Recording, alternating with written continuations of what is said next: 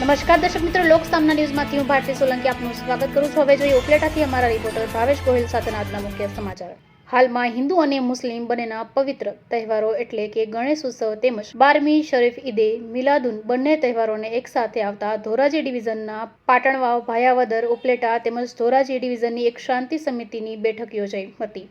જેમાં આવનારા હિન્દુ મુસ્લિમ તહેવારોને ભાઈચારો અને એકતાથી ઉજવાય, કોઈ અનિચ્છનીય ઘટના ન બને તેનું ધ્યાન દોરવા સમજવા આગેવાનોને ભલામણ કરાઈ હતી અને હળીમળીને દરેક તહેવારો ઉજવવાની બંને સમાજોએ ખાતરી આપી, જેમાં હિન્દુ મુસ્લિમ સમાજના વિવિધ આગેવાનો બહોળી સંખ્યામાં હાજર રહ્યા હતા। આજરોજ તારીખ 26 ઓગસ્ટ 2025ના રોજ ધોરાજી સિટી પોલીસ સ્ટેશન ખાતે એક શાંતિ સમિતિની સભાનું આયોજન કરવામાં આવ્યું,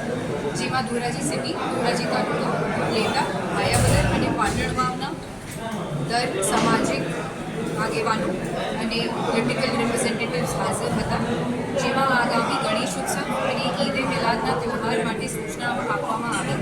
અને દર સમાજના આગેવાનોને સાથે કોરસ્પોન્ડન્સ કરવામાં આવી, જેથી આવનાર તહેવાર શાંતિ અને અમનથી વીતે। હવે ફરી મળીશું એક નવા સમાચાર સાથે, ત્યાં સુધી જોતા રહો લોક સામના ન્યૂઝ।